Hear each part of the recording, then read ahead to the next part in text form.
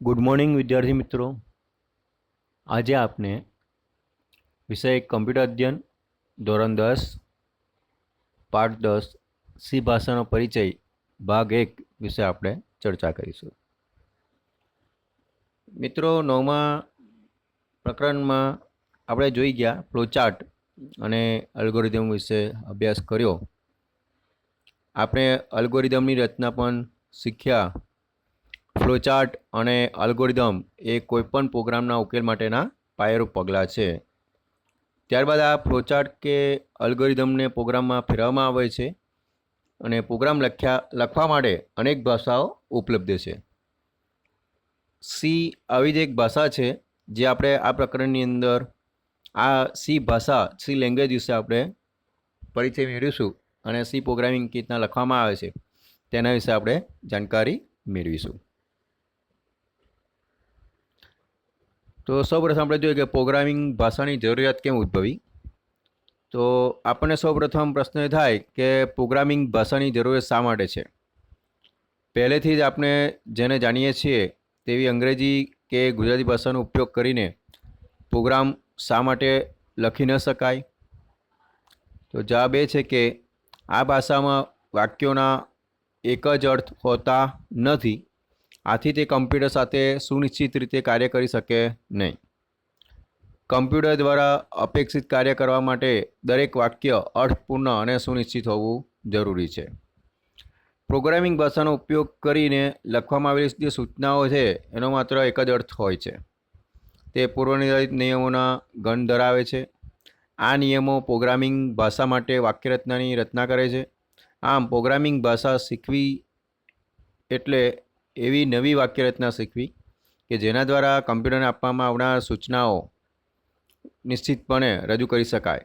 આ કાર્ય કોઈપણ નવી ભાષા શીખતી વખતે તેના વ્યાકરણને શીખવા સમાન જ છે। તો મિત્રો, અહીંયા જોઈએ કે ફ્લોચાર્ટ અને અલ્ગોરિધમ એ કોઈપણ પ્રોગ્રામના ઉકેલ માટેના પાયારૂપ પગલાં છે। એટલે સૌથી પહેલાં આગળના આપણે 9મા ચેપ્ટરમાં જોયું ફ્લોચાર્ટ અને અલ્ગોરિધમ, એટલે કોઈપણ સોલ્યુશન લાવવું હોય તો ફ્લોચાર્ટ અને અલ્ગોરિધમ દ્વારા આપણે લાવી શકીએ છીએ। ફ્લોચાર્ટ કે અલ્ગોરિધમને પ્રોગ્રામમાં ફેરવવામાં આવે છે। હવે જે ફ્લોચાર્ટ અથવા તમે જે અલ્ગોરિધમ તૈયાર કર્યો તો એના દ્વારા જ મિત્રો તમે પ્રોગ્રામ આગળ લખી શકો છો। પ્રોગ્રામ લખવા માટે અનેક ભાષાઓ ઉપલબ્ધ છે અને કોમ્પ્યુટર પાસેથી કોઈપણ પૂર્વ વ્યાખ્યાયિત કાર્ય કરવા માટે આપવી પડતી ચોક્કસ અને નિશ્ચિત સમૂહને પ્રોગ્રામ કહેવામાં આવે છે। મિત્રો, અહીંયા જે પ્રોગ્રામ આપણે લખીએ તો પ્રોગ્રામના સૌથી પહેલાં વેરિયેબલ નક્કી કરવામાં આવે। વેરિયેબલ નક્કી કર્યા પછી એની કિંમત મૂકવામાં આવે। ત્યાર પછી એ પ્રોગ્રામની અંદર જે તે વેરિયેબલ ડિફાઇન કર્યા આવે છે એનો ઉપયોગ કરવામાં આવે, એનું કેલ્ક્યુલેશન કરવામાં આવે અને ત્યાર પછી એને આઉટપુટ લેવા આવે। તો આ રીતના પ્રોગ્રામ છે એ સ્ટેપ બાય સ્ટેપ લખવામાં આવતો હોય છે। તો પસંદ કરેલ ભાષા દ્વારા આ સૂચનાઓને ક્રમબદ્ધ રીતે લખવાની ક્રિયાને પ્રોગ્રામિંગ કહેવામાં આવે છે। તો જે પ્રોગ્રામ છે પ્રોગ્રામને આપણે ક્રમબદ્ધ રીતે લખવાનું હોય છે, તો એને આ જે પ્રક્રિયા છે એને આપણે પ્રોગ્રામિંગ કહી શકીએ છીએ। તો આપણે ત્યાર પછી જોઈએ કે પ્રોગ્રામિંગની લાક્ષણિકતાઓ। તો પ્રોગ્રામિંગની લાક્ષણિકતા કઈ કઈ હોવી જોઈએ। તો પહેલું, એક સારો પ્રોગ્રામ નીચે જણાવેલ લાક્ષણિકતા ધરાવતો હોવો જોઈએ। નિશ્ચિત પગલાં પછી પ્રોગ્રામનો અંત આવે તે જરૂરી છે મિત્રો। એટલે કે તમે જે પગલાં લીધા એમાં કોઈપણ શરૂઆત થાય તો એનો અંત નિશ્ચિત છે મિત્રો। તો એના માટે નિશ્ચિત પગલાં પછી પ્રોગ્રામનો અંત આવે તે જરૂરી છે। પ્રોગ્રામમાં આવેલ જે સૂચનાઓ છે એ ચોક્કસપણે વ્યાખ્યાયિત થવી જોઈએ, એટલે કે તે એકથી વધુ અર્થ ધરાવતી નહીં હોવી જોઈએ। તમે જે પણ કંઈ પ્રોગ્રામ લખો છો એમની જે સૂચનાઓ આપો છો તો એ સૂચનાઓનો જે અર્થ છે એકથી વધારે થતો ન હોવો જોઈએ। તમામ સૂચનાનો અમલ યોગ્ય રીતે થવો જોઈએ। તમે જેટલી પણ ઇન્સ્ટ્રક્શન આપો એની જે અમલ છે એ વ્યવસ્થિત થવો જોઈએ। ત્યાર પછી મિત્રો અહીંયા પ્રોગ્રામ 0 કે વધુ ઇનપુટ લઈ શકે છે અને પ્રોગ્રામ 1 કે વધુ આઉટપુટ પણ આપી શકે છે મિત્રો। તો અહીંયા આ પ્રોગ્રામની જે લાક્ષણિકતા છે તે આપણે જોઈ હવે એક નમૂના રૂપે આપણે પ્રોગ્રામ જોઈએ, સિમ્પલ પ્રોગ્રામ. તો મિત્રો અહીંયા જોઈ શકો છો કે એક સિમ્પલ પ્રોગ્રામ અહીંયા આપવામાં આવેલો છે, ફર્સ્ટ સી પ્રોગ્રામ.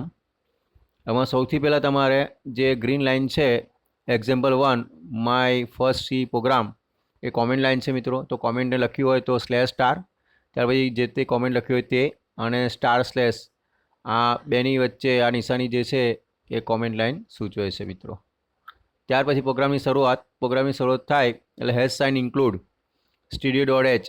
studio એટલે એનો મતલબ એવો થાય સ્ટાન્ડર્ડ ઇનપુટ આઉટપુટ .h, જે હેડર ફાઇલ છે એ કમ્પલસરી તમારે દરેક પ્રોગ્રામની અંદર લખવી પડતી હોય છે.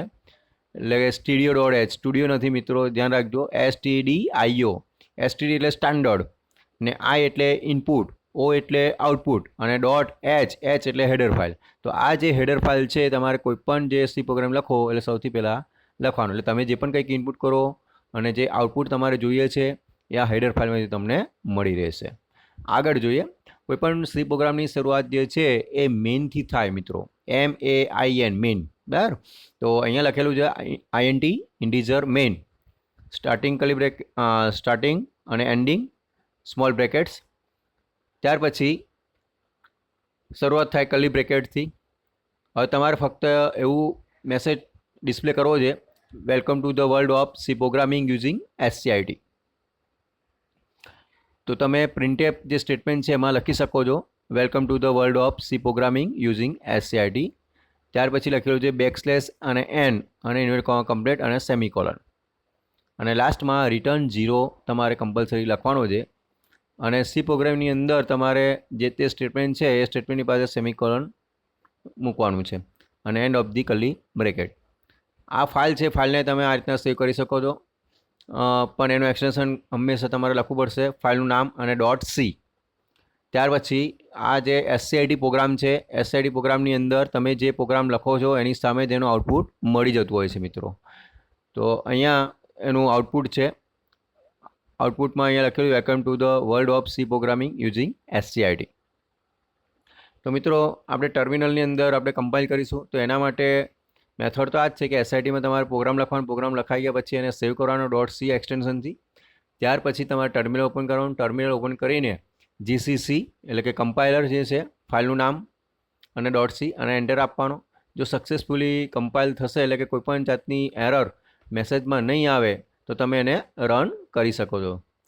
બરાબર. તો આ રીતના જે પ્રોગ્રામિંગ છે એ લખવામાં આવે છે, એનું આઉટપુટ જે છે એ તમારે મેળવવાનું રહે છે. ત્યાર પછી એક બીજો પ્રોગ્રામ આપણે જોઈએ, સિમ્પલ જ છે આપણ.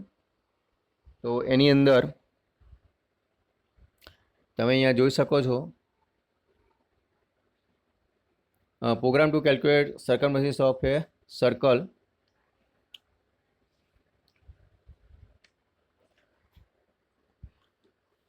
એટલે કે મિત્રો અહીંયા આપેલ ત્રિજ્યાના આધારે વર્તુળનો પરિઘ શોધવાનો પ્રોગ્રામ છે. તો સૌથી પહેલાં આપણે આગળ જોઈએ પ્રમાણે # ઇન્ક્લુડ studio.h. ત્યાર પછી અહીંયા પાઈની કિંમત તમારે પહેલાંથી ડિફાઇન કરવાની છે, એટલે કેપિટલમાં લખીશું PI 3.14. મેઇનથી શરૂ થાય એટલે INT main, starting curly brackets. મિત્રો જો અહીંયા બે વેરિયેબલ લેવામાં આવે છે, એક રેડિયસ અને બીજું સર્કમફરન્સીસ. એટલે તમારે આ બે વેરિયેબલ લીધા છે, એ વેરિયેબલની આગળ ફ્લોટ લખેલું છે. તો જે ફ્લોટ છે એ ડેટા ટાઈપ છે મિત્રો. જેમ જેમ આગળ આવશું એમ એમ આપણે ડેટા ટાઈપ પણ જોઈશું, કે રીતના ડેટા ટાઈપ હોય છે, એનો ઉપયોગ કેવી રીતના થાય. આ એક સિમ્પલ પ્રોગ્રામિંગ છે, કે રીતના લખવામાં, કે રીતના ઇનપુટ, કે રીતના આઉટપુટ, એના માટે બતાવવામાં આવેલું છે. તો જોઈએ આગળ. તો પ્રિન્ટએફ જે છે સ્ટેટમેન્ટ તમને આઉટપુટ મળે છે. તો \n enter the value of radius, એટલે આ રેડિયસ તમારે ઇનપુટ કરવાનું છે આઉટપુટમાં. બરાબર છે. એટલે રેડિયસ જ્યારે ઇનપુટ કરવાનો આવે ત્યારે તમારે સ્કેનએપનો ઉપયોગ કરવાનો હોય છે. તો %f એટલે ફ્લોટ, જે ઉપર આપણે ફ્લોટ જે ડેટા ટાઈપ લીધી છે એના માટે લખવામાં આવેલો છે. ત્યાર પછી n% રેડિયસ, એટલે જે વેરિયેબલ છે એની આગળ n%. હવે એના સર્કમફરન્સ એટલે કે તમારે પરિઘ શોધવાનો છે. તો સર્કમફરન્સનું સૂત્ર છે સર્કમફરન્સ = 2 × π × રેડિયસ, એ 2 × π. પાની કિંમત ઉપર 3.14 છે, અને તમે જે રેડિયસ આપશો તે. એટલે પ્રિન્ટ એપમાં backslash n circumference of circle with radius %f is %f, કારણ કે અહીંયા બે વેરિયેબલ આપણે લીધા એટલે બે વખત એફ લખેલું છે, એક રેડિયસ માટે અને એક બીજું સર્કમફરન્સ માટે. બેકસ્લેશ n અને બેકસ્લેશ n એ નવી લાઈનમાં લાવવા માટે. પહેલું વેરિયેબલ છે રેડિયસ, બીજું વેરિયેબલ છે સર્કમફરન્સ અને લાસ્ટમાં return 0 end of the curly brackets.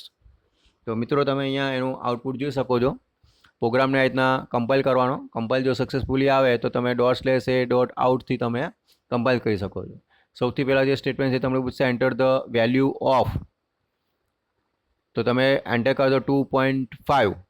હવે જેવું 2.5 એન્ટર કરો છો તો મિત્રો તમને આગળ જણાવ્યું એ પ્રમાણે સર્કમફરન્સનું સૂત્ર છે 2 × પાઈ × રેડિયસ, એટલે 2 ગુણ્યા 3.14 ગુણ્યા તમે જે આપ્યું તે 2.5, બરાબર, તો એનો એ ગુણાકાર કરશે. તો અહીંયા circumference of circle with radius 2.5 is 15.7000. તો આ તમારો જે પ્રોગ્રામ છે અહીંયા કે આપેલ ત્રિજ્યા પરથી વર્તુળનો પરિઘ શોધવાનો પ્રોગ્રામ.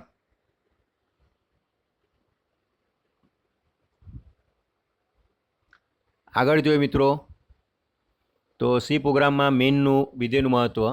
આપણે બંને પ્રોગ્રામમાં જોયું કે પ્રોગ્રામની જે સ્ટાર્ટિંગ છે મેઇન ફંક્શનથી થતી હોય છે, તો એના વિશે આપણે જોઈએ.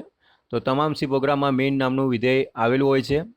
આ વિધેયથી સી પ્રોગ્રામનું અમલીકરણ શરૂ કરવામાં આવતું હોય છે. પ્રોગ્રામનું નિયંત્રણ સૌપ્રથમ આ વિધેયને મોકલવામાં આવે છે અને ત્યાંથી અન્ય ક્રિયાઓનો અમલ કરવામાં પણ આવતો હોય છે. તો આ જે સી પ્રોગ્રામની અંદર જે મેઇન છે એ ફંક્શન એ તમારે કમ્પલસરી લખવું પડતું હોય છે. એટલે પ્રોગ્રામની જે સી પ્રોગ્રામની શરૂઆત છે એ મેઇનથી થાય. આગળ જોઈએ સી પ્રોગ્રામમાં ફાઇલ ઇન્ક્લુડ વિભાગ. તો મિત્રો આ છે કે વિવિધ પ્રક્રિયાનો અમલ કરવા માટે સી ભાષામાં આંતર પ્રસ્તાવિત વિધેયનો સંગ્રહ ધરાવતો હોય છે. આ જે વિધેયનો સંગ્રહ છે એ હેડર ફાઇલમાં બનાવીને કરવામાં આવેલો હોય છે. એટલે જ આપણે પ્રોગ્રામની સ્ટાર્ટિંગમાં લખ્યું હેસાઇન ઇન્ક્લુડ studio.h stdio.h, બરાબર, એટલે ઇનપુટ અને આઉટપુટ જે ફંક્શન છે એ હેડર ફાઇલમાં સમાવિષ્ટ થયેલા હોય છે એના માટે. તો જે તે વિધેયનો ઉપયોગ કરવા તેની માહિતી ધરાવતી ફાઇલોને પ્રોગ્રામમાં ઉમેરવી પડે છે અને હેડર ફાઇલનું જે અનુલંબ એટલે કે એક્સટેન્શન જે .h હોય છે મિત્રો, જે આપણે આગળ જોઈ ગયા. ત્યાર પછી આગળ જોઈએ કે પ્રોગ્રામમાં હેડર ફાઇલ ઉમેરવા માટે હેસાઇન ઇન્ક્લુડ, ત્યાર પછી જે તે ફાઇલનું નામ એટલે કે studio.h એ વાક્યરચનાનો ઉપયોગ કરવામાં આવતો હોય છે. તો ફાઇલને મને .in, બરાબર છે. આ જે છે એ ફાઇલની અંદર તમે જે છે એ જોઈ શકો છો.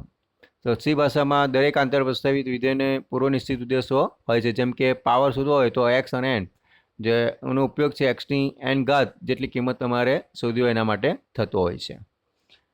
ત્યાર પછી આપેલું છે કે આઈડેન્ટિફાયર. તો ઉપયોગકર્તા દ્વારા સી મૂળાક્ષરનો ઉપયોગ કરીને બનાવવામાં આવેલા જે શબ્દ છે એને આઈડેન્ટિફાયર કહેવામાં આવે છે. તેમાં તમે અક્ષરો, અંકો અને કેટલાક વિશિષ્ટ ચિહ્નોનો સમાવેશ પણ કરી શકો છો. આને આઈડેન્ટિફાયર કહેવાય. દાખલા તરીકે ડિફરન્સ, મેઇન, પીઆઈ અને ફ્લોટ. જેમાં ડિફરન્સ એ ચલનું નામ છે, મેઇન એ વિધેયનું નામ છે, પીઆઈ સાંકેતિક અચળનું નામ છે અને ફ્લોટ એ પૂર્વ વ્યાખ્યાયિત શબ્દ છે. તો આ રીતના આઈડેન્ટિફાયરનો તમે ઉપયોગ કરી શકો છો. ત્યાર પછી આપેલું છે ચલ એટલે કે વેરિયેબલ. તો વેરિયેબલ જ્યારે પણ પ્રોગ્રામ લખતા હોય તો સૌથી પહેલાં વેરિયેબલને ડિફાઇન કરવાના હોય છે. તો એના માટે જોઈએ આપણે કે પોતાને બદલી શકવાની જે ક્ષમતા ધરાવતા ડેટા છે એને ચલ કહેવામાં આવે છે. મેમરી જગ્યામાં ડેટાને ચલ તરીકે ઓળખાતા એક દ્વારા નિર્દેશિત કરવામાં આવતું હોય છે. તમારી જે મેમરી છે એની અંદર જે ડેટા છે x = 5, તો x એ ચલ છે અને 5 એ કિંમત છે. તો જે 5 જે કિંમત છે એ મેમરીની અંદર સ્ટોર થતી હોય છે. એટલે x = 5, તો x એ વેરિયેબલની અંદર 5 જે કિંમત છે એ સ્ટોર થયેલી છે. ત્યાર પછી ચલનું નામ વ્યાખ્યાયિત કરવા માટેના નિયમો. એટલે આપણે જે વેરિયેબલ પ્રોગ્રામમાં સૌથી પહેલાં ડિફાઇન કરાવીએ છીએ તો એના માટેના કેટલાક નિયમો છે. તો એ પણ તમારે ખાસ ધ્યાન રાખવાના છે કે કયા કયા નિયમો છે. તો પહેલું જોઈએ તો ચલનું નામ કીવર્ડના નામ જેવું ન હોવું જોઈએ. જે કીવર્ડ છે તો આપણે અત્યારે વાત કરી કે પ્રિન્ટએફ, સ્કેનએફ એ બધા કીવર્ડ છે, બરાબર. તો એ જે છે એનો ઉપયોગ તમારે કરવો જોઈએ નહીં. ઘણા બધા કીવર્ડ છે, આગળ આવશે એટલે હું તમને બતાવીશ. ચલના નામમાં મૂળાક્ષરો, અંકો અને અંડરસ્કોરનો ઉપયોગ કરી શકાય છે. એટલે તમે જે વેરિયેબલ બનાવો એમાં મૂળાક્ષર હોય એટલે A to Z, અંકો 0 to 9, અંડરસ્કોરનો પણ ઉપયોગ તમે કરી શકો છો.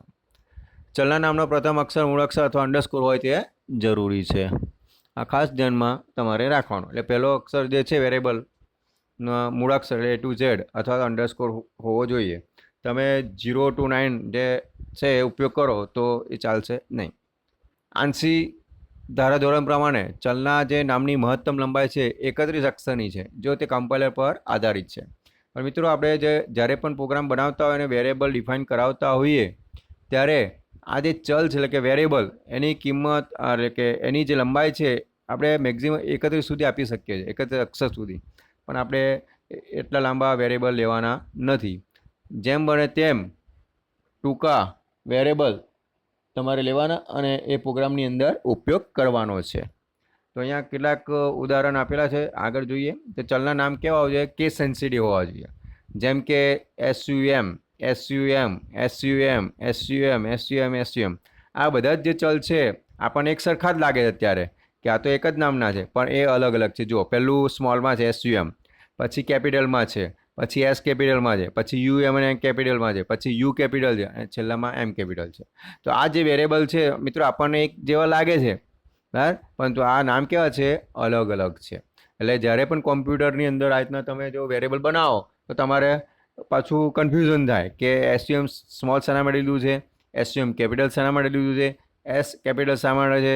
તો આવા વેરિયેબલ છે એ તમારે લેવા જોઈએ નહીં. એટલે કે જેટલા પણ વેરિયેબલ છે એ અલગ અલગ ડિફાઇન તમારે કરાવવાના. એક જેવા વેરિયેબલના નામ તમારે ડિફાઇન કદી પણ કરવા નહીં, બરાબર. અને જો કરો તો તમારે યાદ રાખવા પડે. અને જો ઉલટસુલટ થઈ જાય તો પ્રોગ્રામની અંદર જે આઉટપુટ આપણને મળવું જોઈએ તે વ્યવસ્થિત મળશે નહીં.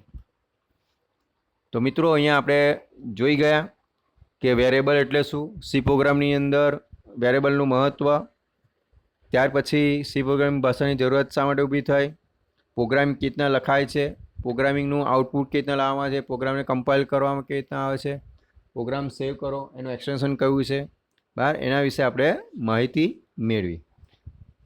તો મિત્રો હવે આગળના પીરિયડમાં વધુ આના વિશે માહિતી મેળવીશું. ઘરે રહો, સુરક્ષિત રહો અને બનતા રહો.